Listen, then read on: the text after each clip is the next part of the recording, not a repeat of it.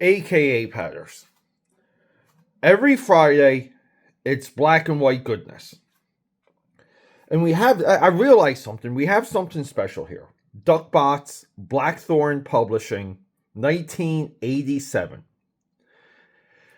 We always want to say anything that looks like an animal superhero of this time, it's inspired by the success of Teenage Mutant Ninja Turtles.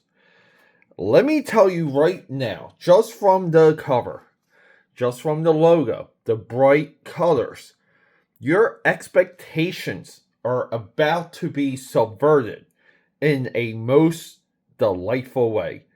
Let's go.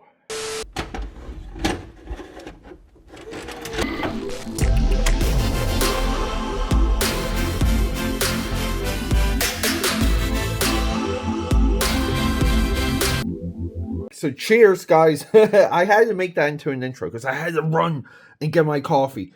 I love you. Thank you for coming back to the channel. So here's a quick show note.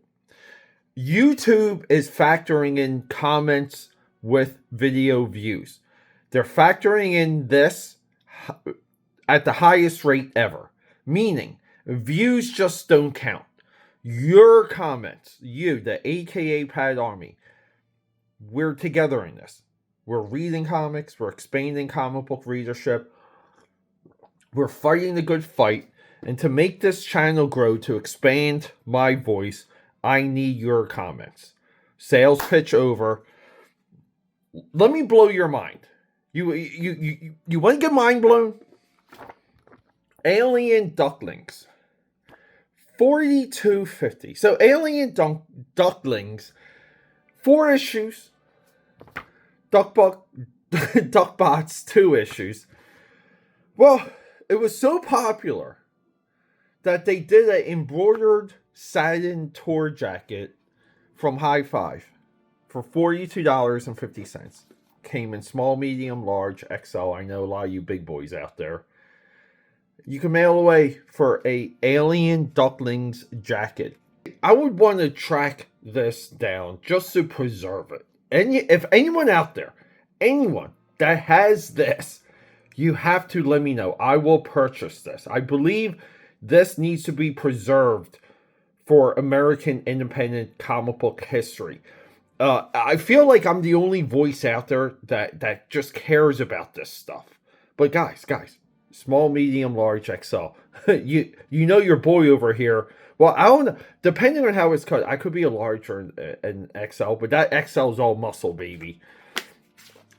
So we get to the inside cover, and we have a nice creator intro by Cliff McGilvery. This is our story guy. Amazing artwork too, by the way, by Chas Gillian. I give edits to John Stevenson, 1986, 1987. And we have this. We have Dr. Francis Drake here. And he's a little bit upset. I'll program my DUCKBOTS to be the most dangerous force on the planet. So I'm reading this and I'm like, oh, he, like force for good, right?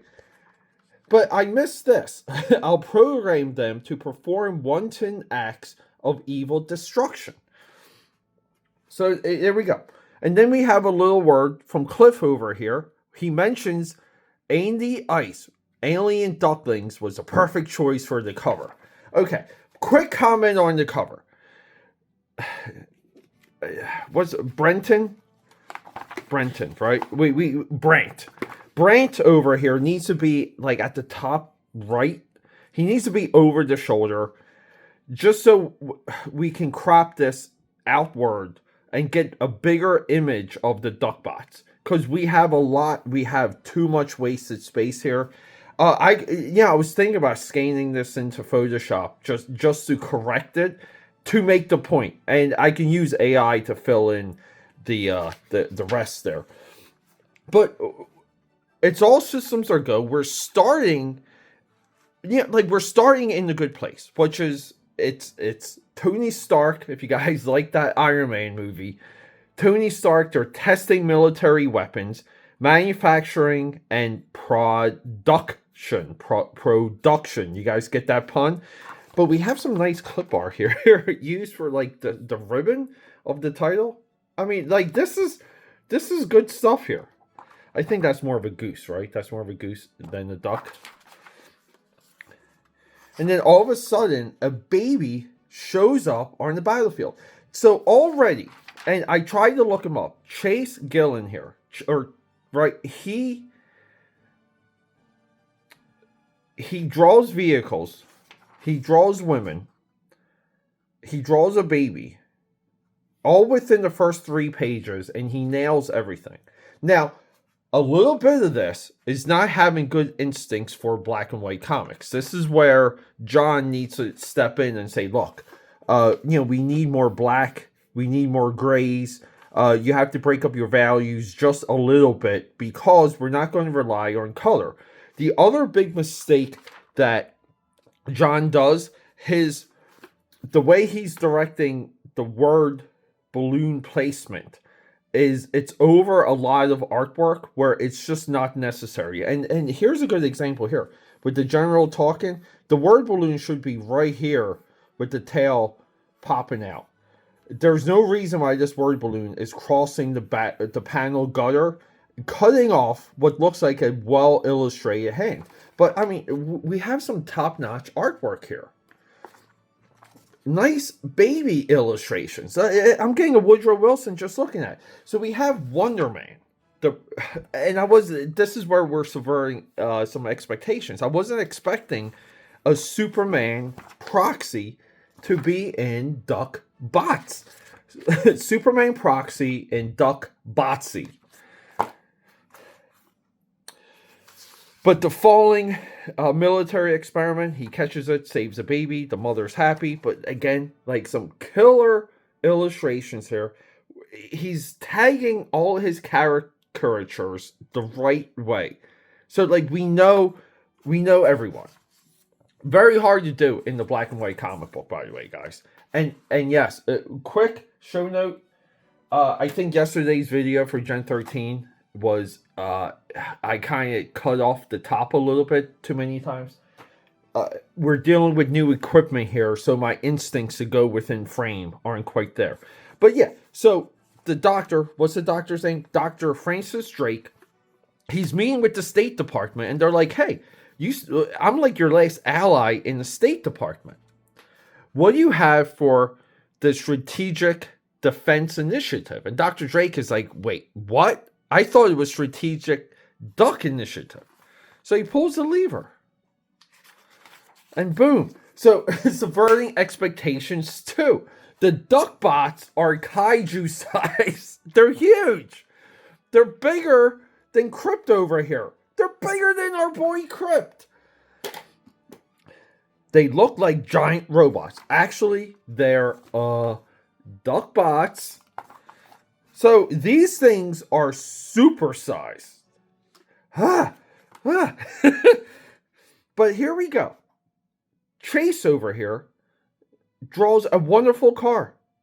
But they make fun of the doctor on the way out. So we admire Chase's car. We admire the car illustration. I mean, nice expression here by the doctor. And then the doctor's like, and we're kind of over here to the inside cover. The doctor's like, well, I'm going to program them to be evil. F these guys. That's it. You pissed off the wrong doctor. And he goes, I'm going to program them in 3 different aspects of evil. Somewhat evil, regular evil, very evil, incredibly evil. So he programs them. I mean, I like the silhouette effect and the zzz. I like it. I am digging this, by the way, because this is a good, fun, quick read. But then one of the DUCKBOTS smashes the doctor, and he goes, it felt good. It felt good. These are sadistic bots. So they're like, look, we're programmed to smash. Let's start smashing. This is where I realize how important the Donald Duck, the Daffy Duck, the Scrooge McDuck character is to American comics. We don't have any prominent ducks, and you kind of want to say the duck aesthetic died with the Disney animated series, The Mighty Ducks. If you guys remember that, that was Saturday mornings. I believe that was Saturday and Sunday in some territories. But Mr. Wonderful here, again, look at this amazingly drawn town. Look at this nice locomotive. Look at this nice cow. Like, guys, just on illustrative power, I'm just in awe. Because we're nailing, like, the curve. And the duck bill's hard to draw. It's hard to draw, guys. Everything's nailed. We save the cow. He brings the cow back home. And here we go. This is what I'm talking about, where the word balloon, let's go home, come on. The word balloon could be up here. All of these word balloons could be around the train. The brakes must have jammed for the train. That word balloon could be right here. The word balloon placement here. Where's your mommy, huh, girl? Like, it could be right here. It's really weird. You blame this on the editor. But the DUCKBOTS are wreaking havoc. They're about to stomp some amazingly drawn, well in perspective cars. But they're going crazy. And they're looking for people to smash. And they're like, well, these cars are empty. And then out of nowhere, Mr. Wonderful comes in. He uses his supervision. Nice effect there. And he's like, I gotta go save the day. And it's like, yeah, another well-drawn female. A nice, well-drawn car catch here by Mr. Wonderful. And they try and stop him like they did with the Doctor, their creator. Nothing happens. So we have a big superhero fight. We get some, like, a little bit of an attempt here at a Kirby Crackle, Kirby Explosion. We throw the ducks into the upper stratosphere. Maybe this one's going into the mesosphere. But it's good action. Now, I will say this. The size of the ducks aren't sold. I think the ducks need to be a little better tagged. And they need some coloration difference. They need shadows and highlights and reflections. A little bit more detail. But, you know, I'm digging it. Because back in the day, I would have spent $1.75 for this. And I would have been happy. Mr. Wonderful lures the ducks. I mean, and we have a great action shot here. I mean, I love just the landscape here. Just nice broken up lines. But he lures them out of the city. And then he's out for the count. And the ducks are like, hey, did we win? And then we hear, okay, let's test our missile for some real prey. Fire Predator. Next issue, DUCKBOT hunting season. And here we go, the ultimate test. Would we read issue 2? Do we care about issue 2? Let me sip some coffee, I'll answer that. The answer is yes. Issue 2, give me issue 2. I like that we have Widgeon, we have Brant. We're missing a third character sheet. That's fine. They do a good job with tagging who's who in here. I believe that is a couple pages here. It's good when you remember too. I'm about to I'm about to eat my own words right here. I go, I'm Brant. This is Widgeon. That was Mergsener. So the big one's Mergsener. And then we get some amazing ads, guys. We have Roach Mill. I need this book. Now, I have a little bit of a pile of Labor Force. This was one of Blackthorn's powerhouses. It was regular. It was superhero-esque. And it got better per issue. That's coming up here for a Friday. I also want to get this, the official How to Draw Robotech. I thought this would be cool to live stream. If you guys want to see me live stream drawing Robotech from this book, let me know. Hamster Vice issue 5. Again, like propped up by regular good reads. Labor Force is one of them. Hamster Vice is another one. The alien. Who out there has the alien ducklings jacket? Guys, DUCKBOTS. I wasn't expecting villains, but they're villains. What happens next? Well, stay tuned.